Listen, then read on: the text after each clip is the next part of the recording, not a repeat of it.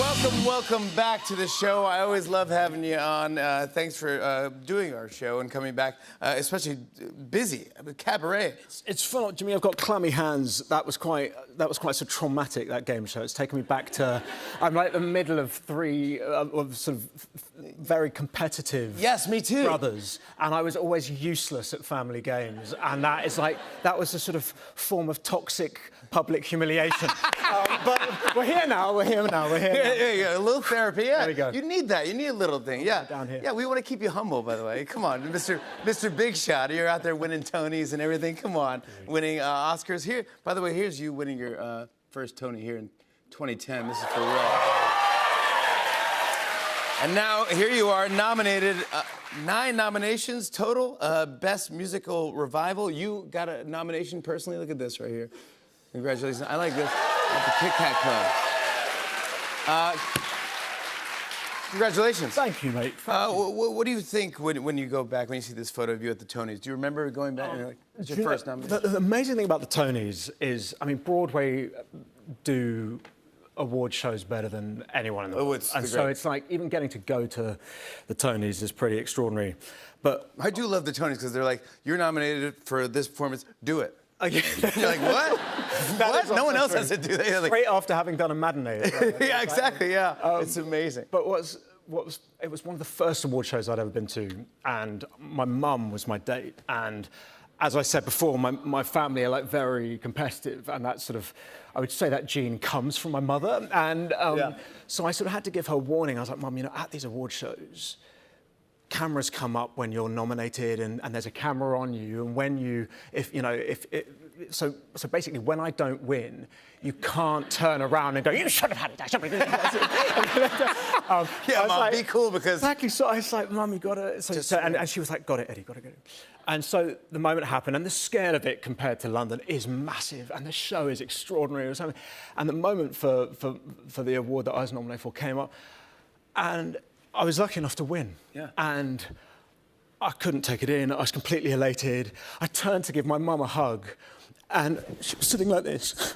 She was like, I was like, Mum, I won. No, I'm doing what you told me to do. I'm doing what you told me to do. I'm not reacting at all. Who cares? Giving no emotional reaction. Who cares? Move on. Exactly. So you're like, no, Mom, this is a big moment. Hug me. I know, and I realised that, you know, that sort of fear of your parents embarrassing, I've been like too hard on my note to my mum. Can we set up Cabaret and explain what this is? Because this is a whole experience, by the way. Yeah, so I love Cabaret. I've loved this musical since I was a kid. It was one of the things that got me into acting. And I've seen all the productions, basically any production I can. Joel Grey, Alan Cumming. Alan Cumming. And so I've adored them all.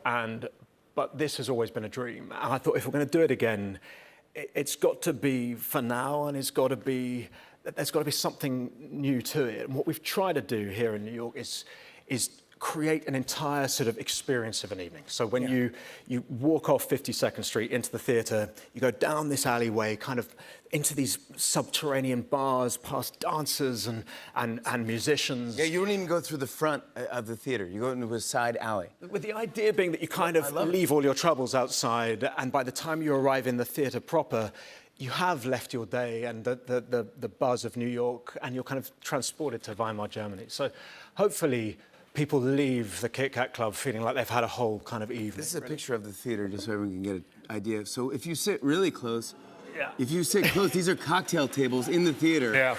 So you sit at the table, you're at the Kit Kat Club, and people are dancing around, and you know. And the joy, I mean, the amazing thing for me, Jimmy, is that the audience is the other character in the scene. So depending on who's in the audience each night, and as you can see, it's super intimate, and we're kind of in and amongst, slithering in and amongst the audience. You grab just anyone out and you go like, hey, you'd be a good person to... And often, and also occasionally you get to, you know, maybe have a little sip of their champagne or steal. But there's also, the hilarity of that proximity also means that you overhear things perhaps you wouldn't necessarily want to hear. So there was a moment the other day when I was kind of doing, you know, singing away and trying to giving as, you know, trying to give as much as I could, and I overheard this lady turn to her daughter and go, "So which one's Stephen Hawking?" I was in the middle of it, and I was like, "Oh, takes me right out. I'm trying to act here." I've done other things, But yes. that is also the joy, and people come and they have an amazing time, and I love, like, American audiences are so generous, and as I was saying, they really are.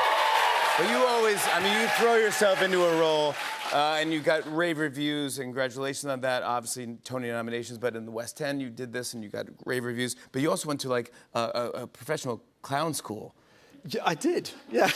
I know, I read about this, I was obsessed. What is it? So basically, this, before I started prepping cabaret, I wanted, there's a certain element of humiliation that goes into playing the MC. You kind of have to, you take the piss out of other people and you are mocked yourself. So I kind of wanted to get rid of all I basically wanted to go and throw myself into the mix. And I applied to this school in Paris which is called Le Coq, and it's a famous sort of clowning physical theatre school. And you send your CV